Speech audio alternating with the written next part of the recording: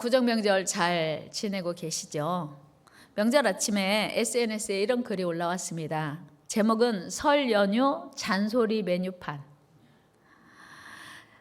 그리고 거기에 이런 안내가 있더라고요. 그간 무료로 제공되었던 저의 걱정은 올해부터 유료 서비스로 전환되었으니 선 결제 후 이용 부탁드립니다. 메뉴 내용이 뭐냐면 어느 대학 갈 거야? 10만 원. 취업 준비는 아직도 하고 있니? 15만 원. 돈 많이 모았어? 10만 원. 차라리 기술을 배워라. 20만 원. 연봉은 얼마야? 50만 원. 살 좀 빼야 인물이 살겄다. 10만 원. 좀 꾸미고 다녀봐. 30만 원. 머리가 좀 휑해졌네. 100만 원. 애인 있어? 10만 원. 이제 슬슬 결혼해야지 않아? 30만 원. 애 가질 때 되지 않았니? 50만 원. 둘째는 외동은 외롭대. 얼마일까요? 얼마일 것 같아요? 일부 예배 때는 잘 맞추시던데. 둘째 가지라고 잔소리 하실 거면 얼마 내고 말해야 되냐면요. 100만 원. 부모님들은 정말 자녀들을 사랑해서 이런 이야기 하는데 자녀들이 들을 때는 뭘로 들린다고요? 잔소리로 들린대요. 그래서 그런 말씀 하실 거면 돈을 미리 내고 말씀하시라는 유머죠. 명절 연휴에 모처럼 모여서 듣기 좋은 얘기 그리고 기분 좋은 얘기 얼마나 많아요. 예뻐졌네. 든든해졌네. 의젓해졌네. 더 멋있어졌어요. 잘 되고 있지? 기도하고 있어. 잘 될 거야. 뭐 이런 얘기도 진짜 할 말 많잖아요. 그런데 언제 뭐 할 거냐 이렇게 하는 거는 하나님도 기뻐하시지 않고 기뻐하는 사람이 아무도 없는 잔소리일 뿐이라는 거예요. 참 명절에 듣기 싫은 잔소리를 하는 어른들이 꼭 계신단 말이에요. 그래서 이런 유머까지 등장하게 되는 거 아닐까요? 어떻습니까? 여러분들은 모처럼 만나는 사랑하는 가족들에게 얼마나 많은 덕담을 나누셨는지요. 어머니의 말 한마디에 인생을 바꾼 정치가가 있습니다. 미국 역사상 아주 유명한 정치인이었던 해리 모어라고 하는 사람인데요. 그는 뉴저지 주지사를 4번이나 할 만큼 유명한 정치인이었습니다. 그러나 그는 어린 시절에 홀어머니 밑에서 아주 가난하게 지독하게 가난한 시절을 보내야 했습니다. 가난에 쪼들리는 어느 날 건더기도 없는 국물을 국자로 휘 젓으면서 어머니가 국을 끓이고 있는데 해리 모어가 생각하니까 자기 미래가 한심한 거예요. 그래서 야 진짜 이렇게 가난한 집에서 아버지도 없이 사는 내가 무슨 일을 할 수 있을까 그런 그 불편함에 어머니에게 이렇게 말씀을 드린 거예요. 어머니, 저는 이 세상에 태어난 이상 한번 멋지게 살아보고 싶습니다. 그런데 이렇게 가난하고 그리고 아버지도 안 계시니 제가 뭘 할 수 있겠어요. 이 말을 들은 어머니가 깜짝 놀라면서 얘야 그게 무슨 말이야. 하나님이 계시잖아. 하나님은 너와 함께 하시고 너를 돌보시고 너를 지키시고 너를 반드시 승리하게 하실 거야. 그리고 너는 이 세상에서 가장 기회가 많다는 미국 사람이잖아. 이 한마디가 해리 모어의 생각을 바꾼 거예요. 이 확신에 찬 이 한마디에 더 이상 좌절하지 않고 그 말씀의 자극을 받아서 유능한 정치가가 되었다고 하는 거예요. 그렇습니다. 우리의 말에는 힘이 있고 능력이 있습니다. 그래서 우리가 어떤 말을 하느냐에 따라 전혀 다른 삶이 펼쳐진다고 하는 거예요. 여러분은 한번 돌이켜 보세요. 한번 생각해 보세요. 나는 어떤 말을 많이 하지? 너는 왜 그래? 너 왜 맨날 그 모양이냐? 이 말을 많이 하시는지. 야, 감사하다, 고맙다, 너 멋있다. 잘할 수 있어. 이렇게 긍정적이고 적극적이고 그리고 동기부여하는 말을 많이 하시는지 여러분 스스로를 한번 점검해 보시면서 오늘 말씀 들으시면 은혜가 될 줄로 믿습니다. 특별히 하나님의 약속을 믿고 하는 말은 더더욱 힘이 있습니다. 왜요? 하나님은 언제나 복 주시기를 기뻐하세요. 다 같이 우리 하나님은 우리에게 복 주시기를 기뻐하신다. 아멘. 하나님은요 아론과 그의 아들들에게 이스라엘 자손들을 축복하라고 명령하세요. 민수기 6장 22절 23절 읽어요. 시작. 여호와께서 모세에게 말씀하여 이르시되 아론과 그의 아들들에게 말하여 이르기를 너희는 이스라엘 자손을 위하여 이렇게 축복하여 이르되, 축복하라는 거예요. 아론과 그의 자손들에게, 제사장들에게 이스라엘 자손을 축복하라는 거예요. 그 내용이 뭐냐면 24절인데요. 24절 말씀 보면 같이 읽습니다. 여호와는 너에게 복을 주시고 너를 지키시기를 원하며, 하나님이 너에게 복 주시기를 원한다는 것을 가르쳐 주는 거예요. 전달하는 거예요. 우리 하나님은요 그의 백성들에게 복 주시기를 원하십니다. 여러분 믿으십니까? 우리 하나님은요 우리에게 복 주시기를 원하세요. 그리고 우리가 언제 어디서든 우리를 지키시고 돌보십니다. 얼마나 감사한 일입니까? 얼마나 은혜로운 일입니까? 여러분 우리가 하나님 안에 사는 한 우리는 이미 하나님이 약속하신 축복 아래 사는 것입니다. 성경에 얼마나 많은 축복이 약속되어 있는지 여러분 잘 아시지 않습니까? 신명기 28장에 기록된 하나님의 축복은 헤아릴 수 없이 많아요. 우와, 이렇게 많은 축복을, 감당할 수 없는 축복을 기록해 놓고 있습니다. 특별히 28장 1절에서 14절까지에는 온갖 복을 다 기록하고 있습니다. 거기에 약속된 하나님의 축복을 보면 정말이지 우리가 상상하지도 못한 위대한 축복들을 약속하십니다. 특별히 3절에서 6절까지만 한번 읽어보겠습니다. 성읍에서도 복을 받고 들에서도 복을 받을 것이며 내 몸의 자녀와 내 토지의 소산과 내 짐승의 새끼와 소와 양의 새끼가 복을 받을 것이며 네 광주리와 떡반죽 그릇이 복을 받을 것이며 내가 들어와도 복을 받고 나가도 복을 받을 것입니다. 아멘. 여러분 하나님은 우리에게 얼마나 많은 복을 약속하셨는지, 들어가도 복 받고 나가도 복 받고 이 복 임하기를 축복합니다.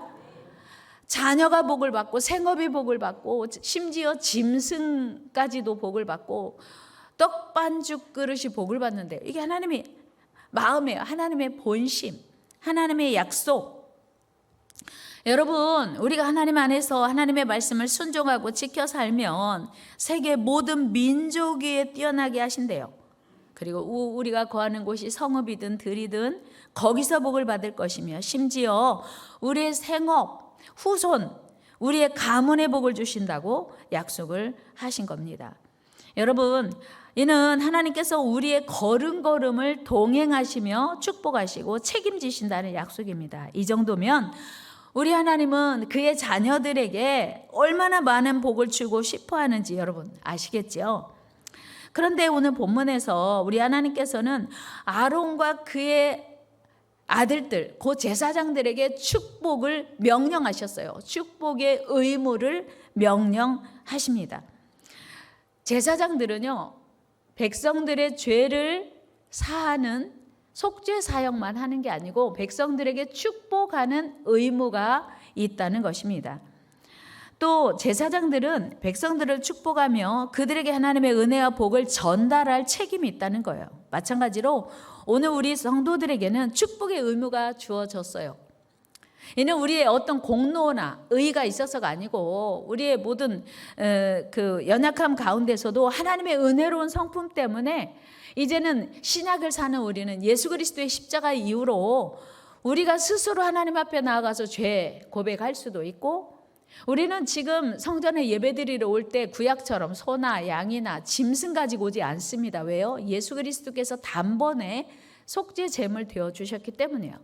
또 우리가 구교처럼 우리 죄를 대속할 때도 이제 신부님에게 우리 죄를 고백하고 그리고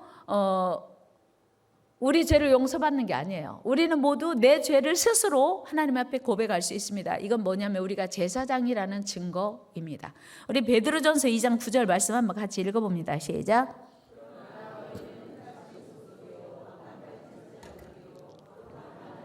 그의 소유가 된 백성이니 이는 비한 빛에 들어가게 하신 이의 아름다운 덕을 선포하게 하려 하심이라. 아멘. 보세요. 우리는 왕 같은 제사장으로 삼아 주셨어요. 그러니까 구약에서는 예수 그리스도가 이 땅에 오시기 전에는 제사장이 꼭 우리의 죄를 속죄하는 사역을 했어야 돼요. 그런데 이제 신약에서는 예수님이 단번에 십자가에 달려 죽으신 이후에 우리 모두가 다 제사장이 된 것입니다. 그래서 우리는 이제 아론과 그의 자손들과 함께 축복, 예수님의 이름으로 하나님의 그 명령이신 축복을 부지런히 전하는, 선포하는 의무를 이행해야 된다고 하는 거예요. 그렇다면 우리는 누구를 축복해야 할까? 축복의 대상이에요. 여러분, 누구를 축복할까요? 먼저는 우리 믿음의 형제들이 하나님의 복을 풍성히 받아 누리도록 서로 축복해야 합니다. 우리 이 시간 서로 한번 축복합시다. 주 안에서 사랑합니다. 주 안에서 건강하십시오. 하나님의 은혜와 축복이 임하길 바랍니다. 아멘. 2024년 형통하시기를 바랍니다. 또 한 번 해요. 2024년 자녀가 잘 되시기를 바랍니다. 생업이 복을 받으시기를 바랍니다. 우리는 이웃을 끊임없이 축복해야 돼요. 이게 의무라는 거예요. 우리의 의무, 우리의 사명. 하나님께서는 우리가 만나는 모든 이웃들에게 우리가 선포하는 축복으로 복 있는 인생, 복 있는 삶을 살길 원하시기 때문이에요. 여러분, 실제로 룻기서에 보면 룻의 남편이 되었던 보아스가 자기 밭에서 이삭을 줍는 사람들에게 축복했어요. 그랬더니 이삭을 줍는 사람들도 보아스에게 축복합니다. 우리 룻기서로 가봅니다. 시작. 마침 보아스가 베들레헴에서부터 와서 베는 자들에게 이르되 여호와께서 너희와 함께 하시기를 원하노라 하니 그들이 대답하되 여호와께서 당신에게 복 주시기를 원하나이다 하니라. 아멘. 자, 밭에서 이삭을 줍는 그 농장 주인, 그리고 밭에서 이삭을 줍는 신분으로 보면요, 상당한 차이가 있는 그 관계 있는 사람들이 서로 축복하는 거예요. 왜요? 서로 축복하는 것이 하나님의 뜻임을 이들이 알았기 때문이에요. 여러분, 이 자리에 계신 시어머님들을 전 축복하기를 원해요. 요즘은 참 많이 시어머님들도 세련되졌고 멋져지셨긴 했는데요. 옛날에 시어머니들은 좀 그랬어요. 그렇죠? 그래서 며느리들은 시금치를 싫어한대요. 이런 얘기 하더라고요. 어떤 분은요, 며느리들은요 시편도 안 읽는데요. 얼마나 시자가 싫으면 시편도 읽기 싫어한대요. 그런데 여기 계신 시어머님들에게 축복해요. 며느리들을 사랑하고 축복하시기를 바랍니다. 아가야, 나는 네가 우리 집에 와서 너무 고맙다. 한번 연습해 볼까요? 여기 시어머니들 안 계세요? 우리 며느리가 어머님, 아이들이 한복을 입고 어머니께 세배 드려야 되는데 시간이 너무 안 맞으니까 못했어요. 아이들 한복 입혀서 사진 찍어서 보낼게요. 예, 괜찮아, 신경 쓰지 마. 제가 괜찮다고 해서 저 괜찮은 시어머니죠. 그 한복 입히고 동영상 찍어서 할머니 새해 복 많이 받으세요 하려면 그게 시간이 사실은 뭐 몇 초 하는 거지만 그 준비하는 과정이 얼마나 번거롭겠어요. 야, 괜찮아, 하지 마. 제가 그렇게 했어요. 여러분, 시어머님들 좀 너그러워지시고 며느리들을 축복하시는 시어머니 되기를 축복합니다. 아멘. 하나님은요, 서로 축복하기를 원하셔요. 그래서 축복을 선포함으로 복 있는 인생, 복 있는 삶을 살기를 원하십니다. 여러분은 참 아름다운 모습이죠. 자기 밭에 이삭을 주우러 온 그 참 어려운 사람들에게 축복하는 거예요. 여러분들에게 복이 있기를 원합니다. 그랬더니 이삭을 줍는 그 사람들도 보아스에게 축복을 했습니다. 하나님께서는 이미 우리에게 약속하신 축복을 만나는 사람들에게 나누고 유통하는 모습을 참으로 귀히 여기십니다. 더 나아가 우리는 아직 하나님을 알지 못하는 가족들에게도 축복하고 구원의 복음을 전해 주어야 합니다. 그래서 우리가 전하는 사랑으로, 우리가 전하는 축복으로 하나님을 믿고 구원에 이를 수 있는 복을 얻도록 말입니다. 그리고 혹시 우리와 아무 상관없는 자들에게는 행여 우리의 원수까지라도 우리는 축복해야 돼요. 이것이 제사장된 성도들의 마땅한 의무라는 것입니다. 여러분, 하나님의 제사장으로 부름받은 우리에게는 저주의 권리는 있고 없고 축복의 의무만 있습니다. 다 같이 우리는 저주의 권리는 없고 축복의 의무만 있다. 아멘. 여러분, 우리는 저주의 의무는 없어요. 하나님이 안 주셨어요. 축복의 의무만 있어요. 지금은 사실은 참 많이 우리 대한민국도요, 지금은 미국 사람이 부러워할 만한 대한민국이 됐죠. 대한민국, 옛날에는요, 우리나라 사람이 미국 가는 게 너무 큰 꿈이었어요. 근데 지금은요, 미국 사람도 한국에 오면요, 와, 한국 진짜 좋다. 오히려 한국이 살고 싶은 나라가 됐어요. 이렇게 귀하고 복된 나라 사는 여러분들을 하나님의 이름으로 축복합니다. 그런데 이렇게 아름다운 나라에 사는 우리들이 무엇을 축복할 것인가? 그것은 24절에서 26절 말씀인데요. 하나님께서 아론과 그의 아들들에게 이스라엘 자손을 위하여 축복할 때 하나님께서 그들에게 복을 주시고 그들을 지키시기를 원하며 더 나아가 은혜 베푸시기를 원하고 평강 주시기를 축복하라고 말씀하셨습니다. 이에 대해서 루터는 먼저는 육신적인 복, 둘째는 영적인 복. 그러니까 이 지금 하나님께서 그 아론과 그의 자손들에게 이스라엘 백성들에게 이렇게 축복하라고 한 내용이 영적인 복과 육적인 복과 전인적인 복이 총체적으로 망라되어 있다고 하는 것입니다. 여러분, 자격 없는 우리가 하나님의 백성이 된다는 거 분명히 영적인 축복이죠. 그렇습니다. 하나님께서는 자기 백성들이 영적으로도 강건해지고 풍성하기를 원하세요. 그리고 무엇보다 영적인 축복을 주시기 원하십니다. 반면에 우리 하나님은 자기 백성들이 이 세상에서 고통받고 고난 가운데 살기를 결코 원치 않으십니다. 또 질병으로 인해서 고통받고 살기도 원치 않으십니다. 그래서 우리 하나님은 육적인 축복도 원하시고 영적인 축복도 베풀어 주신 거예요. 그리고 하나님을 알지 못하는 사람들에게 하나님을 알고 살도록 완전한 축복을 주시기 원하시는 겁니다. 우리 요한삼서 1장 2절 말씀 같이 한번 읽어요. 시작. 사랑하는 자여, 내 영혼이 잘된 같이 네가 범사에 잘되고 강건하기를 내가 간구하노라. 아멘. 여러분, 특별히 우리 하나님께서 지금 아론과 그 아들들에게 이스라엘 자손을 위하여 가장 먼저 하나님께 축복하라고 하는 내용이 뭐냐면 하나님이 지켜주시기를 원한다. 즉 동행의 축복을 간구하는 겁니다. 여러분, 능력의 하나님, 사랑의 하나님께서 왜 동행하시도록 축복하고 간구해야 합니까? 그것은 바로 지금 이스라엘 백성들이 처한 상황 때문이에요. 사실 이스라엘 백성들은 지금 낮에는 뜨거운 태양과 싸워야 했고요, 밤에는 혹독한 추위에 시달려야 했습니다.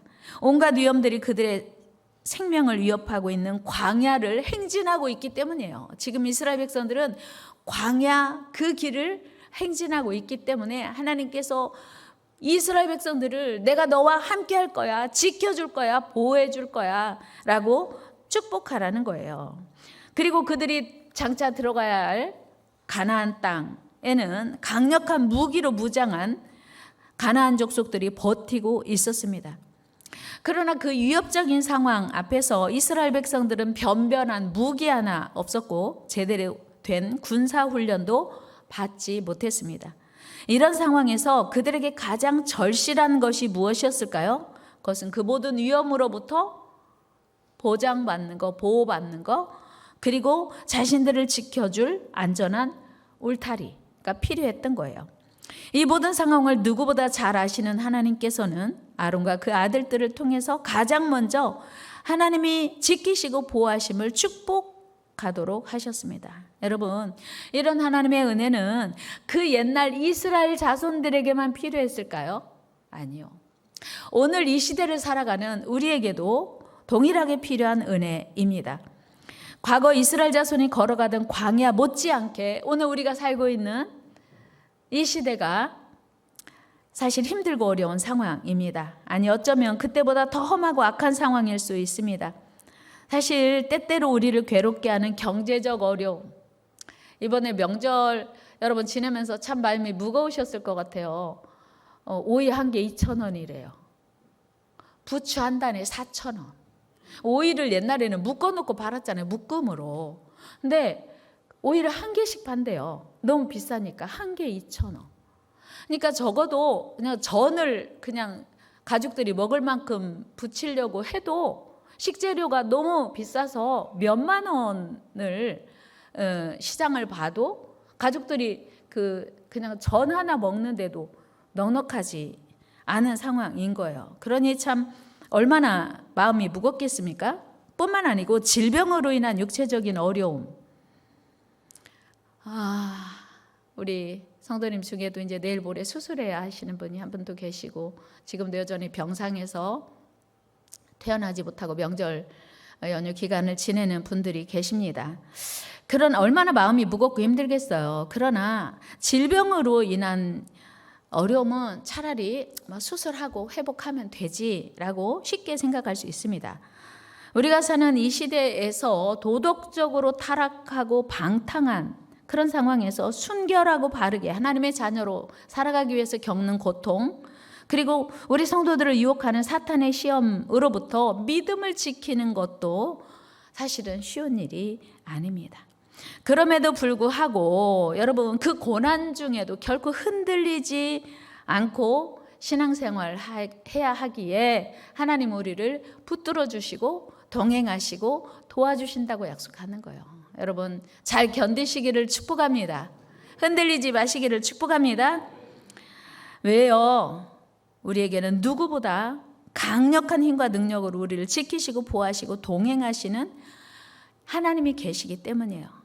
여러분 사실 우리 하나님 앞에서는 우리를 때때로 힘들게 하는 물질적인 어려움, 재정적인 어려움도 사실 간단한 일 아닙니다. 질병도 간단한 일 아니에요.